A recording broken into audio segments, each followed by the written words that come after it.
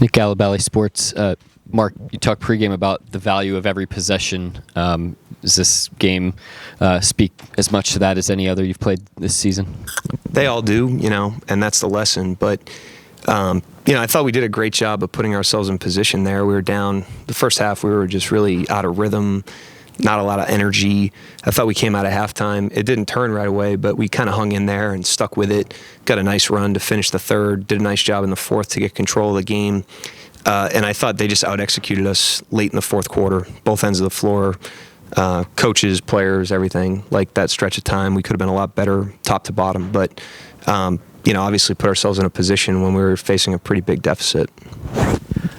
Was there anything third quarter-wise that stood out to you the most? The energy, the execution on defense, or any aspect of the game that really helped turn it? Yeah, I just think our energy, I thought coming out of halftime, we made a decision to, let our energy be our catalyst instead of worrying about anything else. I thought we were actually pretty good early, and then we got deflated offensively when the ball didn't go in the hoop, and I thought that zapped our energy, and that was kind of a cycle in the first half, and I thought we got that reversed in the third. And like I said, we didn't come out of the gates and take a stranglehold on the game, but we just kind of endured and hung in there and, gave ourselves a chance for the game to turn.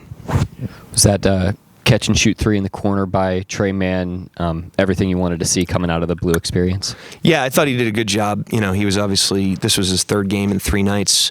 I was trying a lot of different guys in the first half, just trying to get a jolt, get an energy, and he was engaged. I thought he did a really good job. He gave us a lift. What else we got? Go Andrew. Andrew Schlecht of The Athletic. Shai with a career high 44 tonight on 29 shots. What did you like from him? I thought he did a really good job, obviously. He had it going even in the first half. The rest of the team, we didn't have like a great team rhythm, but he was kind of keeping us afloat there for a little while. Thought he had a good balance. I thought he was unselfish tonight. He was, getting other guys involved. He wanted other guys taking the lead. I'd call a play. He'd give the ball to Jalen or give the ball to Trey. So, I thought he had a good balance, like I said.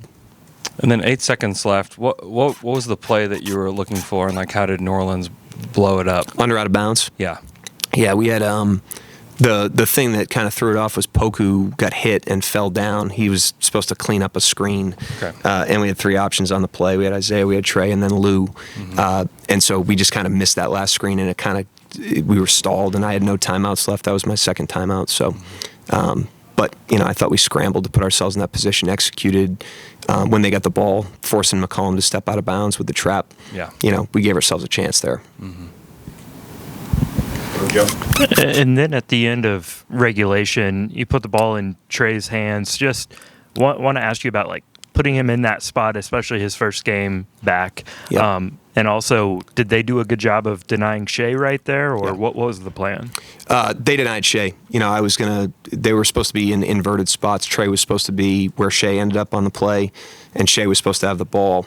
And they denied him, and he got pretty jammed up there. And those situations are tough if you're trying to force the ball to him.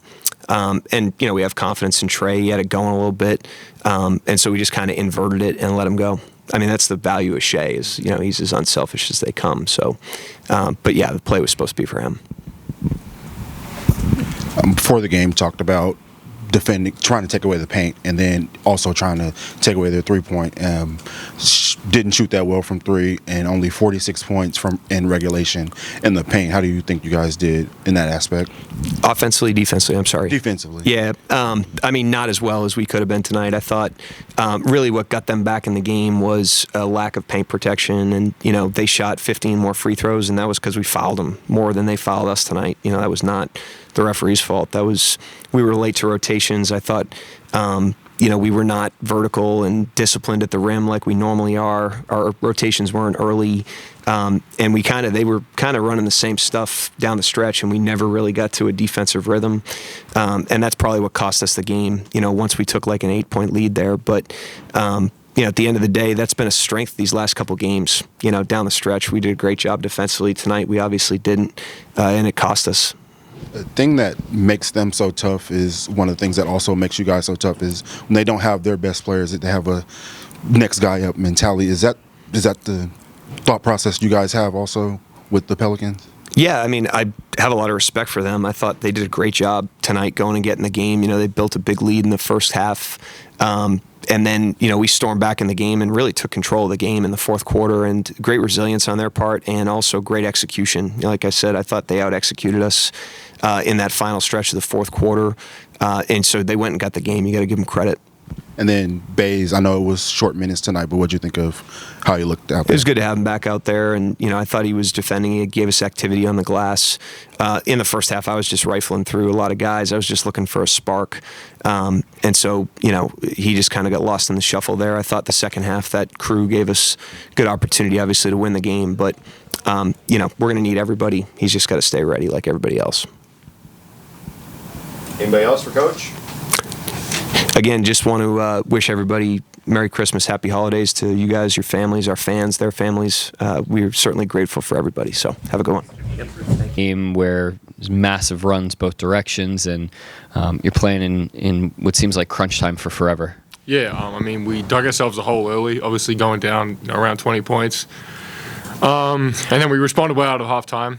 We addressed the things we needed to. We went on a run, made them call some timeouts in that third, and then, got the lead back. And I think, we lost this game ourselves. We should have held on in the end. We didn't execute the right way, on both ends of the floor. And, went into overtime. They executed way better. They ran the same play about, 15 times, and we couldn't, stop it. So credit to them, but, our execution on both ends of the floor needs to be better.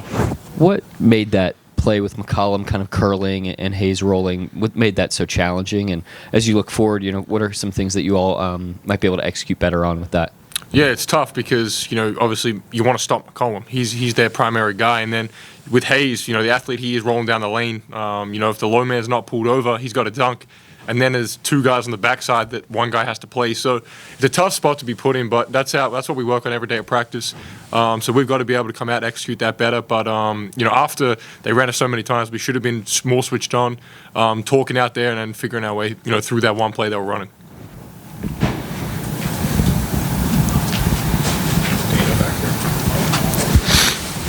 You seem to really get into a groove here lately. Is that you just finally adjusting to the adjustment teams made to you after your rookie year? No, definitely. I mean, obviously, struggled for a little while, through the early part of the season.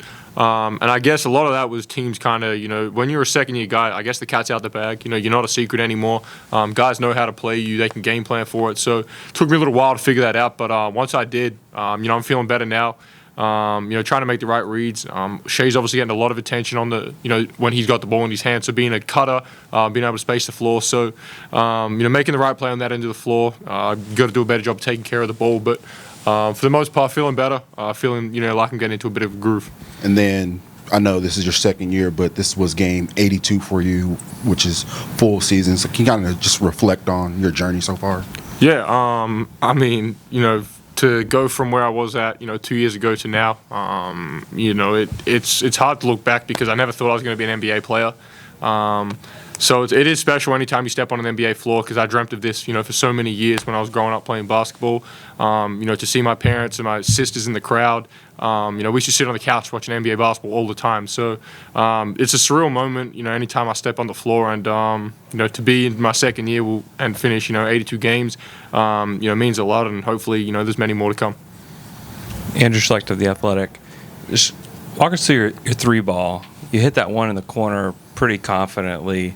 How's it feeling? How different does it feel compared to last year? Yeah, it feels good. I think one of the big changes I made was just, taking the right ones. I think last year I kind of fell into the trap of, trying to prove to people that I could shoot the ball, whereas now, I take the right shots. And Chip was like the big one in talking to me about this is he said, you don't need to prove to anybody you can shoot it. You take the right ones, percentages will, slowly increase. And that's kind of where we're at.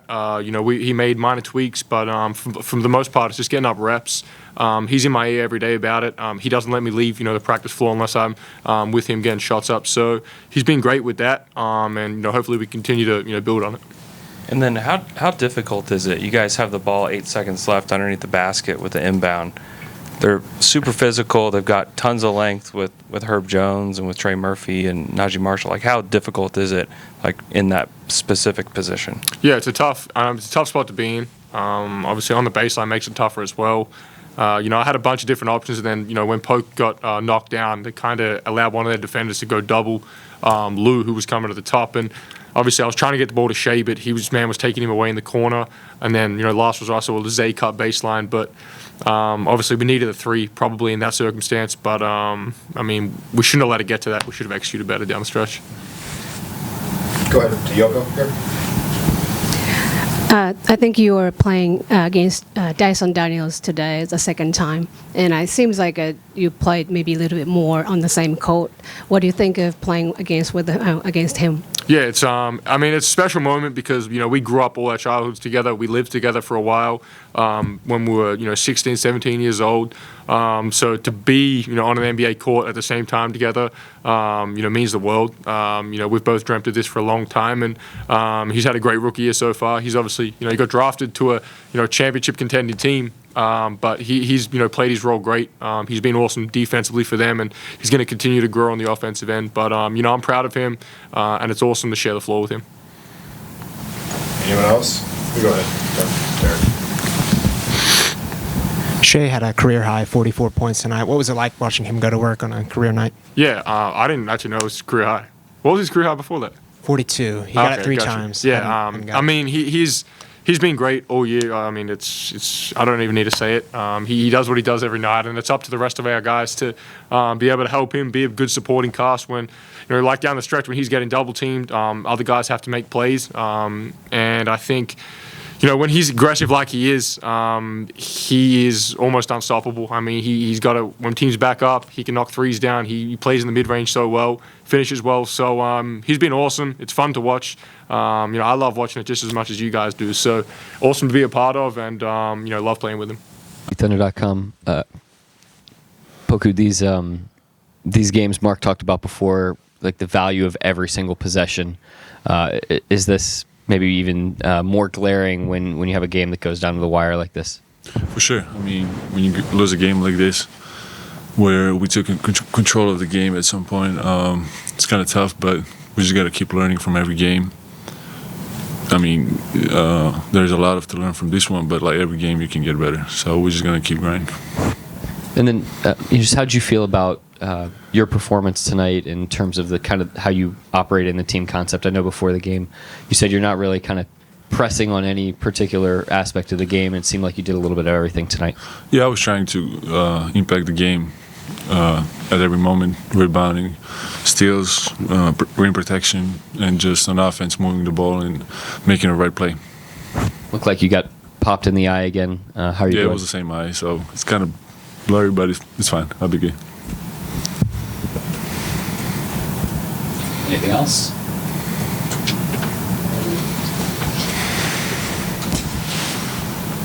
Poku, Shai had his career high tonight with 44 points. Just what'd you see from him? He's unstoppable with the way he's playing. Defense can't really control him. I'm happy for him. He's gonna, this season is the season that I hope he's gonna make the goals that he wants to, and he's the best player on the court every night. You seem surprised to hear that was his career high? Were you surprised to hear that was his career high? Josh said he didn't know. No, I wasn't surprised. I was just like, man, he's gonna get another one this season for sure. Thanks. Just how good did that last shot look to you? It looked straight, fell on line. It did feel a little short though. It was close, not close enough. Mark, before the game, just talked about how every single one of these kind of clutch time games gives an even clearer view of just the value of each and every possession. You felt it on the positive side the last couple nights. How are you all doing with this one when you end up on the losing side of it? Yeah, it's tough. Obviously, you don't want to lose.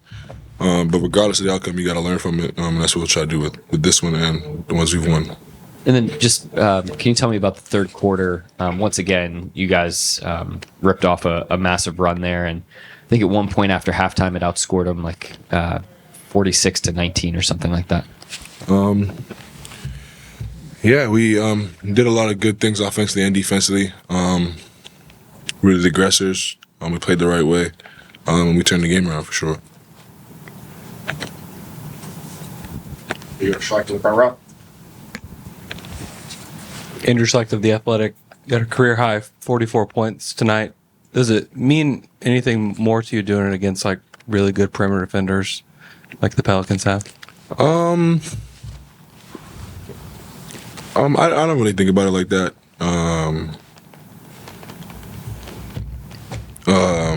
No matter who it is, I think pretty much every team in the NBA has guys that specialize in that. And I see them most of the time every night. Other team's best defender. Kind of gotten used to that. I just try to play my game and kind of appreciate the little things. And did you know it was a career high? Was it something that you were like aware of in the moment? Nah, I didn't realize till after the game. Shai, before that last second shot, I mean, what was going through your mind when, Jackson Hayes missed that second free throw and the ball was tapped back and it just like went right to you? I mean, what were you thinking when you saw that? How much time is on the clock? How much time I have to shoot it? It's crazy luck how it happened. If it would have been in, it would have been crazy. And then at the end of regulation, Mark said that, play was drawn up for you to be in the spot that Trey was in, but they did a good job of denying you. Just what do you think there, not being able to have the ball in your hands there to try to win the game? Yeah, I think I could have fought harder late in the clock to go get it. But with that being said, I trusted Trey for sure. I trust his one-on-one game, and I knew that if I went to the top, they weren't gonna like leave me, so he'd have a lot of space to play. And I think he got a pretty good look. I've seen him make that layup a lot of times. He got separation. I'm not mad at the play at all. Daigneault. Josh is looking a lot more comfortable now. He seems like he's adjusting to the adjustments that teams have made on him after his rookie year. Have you seen a change in any of his game? Josh got better, and I knew that from the summertime. He got better. He put in work, and we're seeing it. I think no matter who it is, you go through ups and downs in the NBA season. Teams adjust. You got to readjust. And the better you get as a player, the more it happens. And the better he gets, the more you have to deal with that.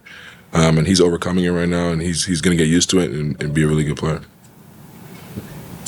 Yoko in the front. Did you have one right? Trey Mann had a great performance in Vegas in G League Winter Showcase. And what do you think of his performance there and also his play today? Yeah, it was good. I think Trey was just being Trey,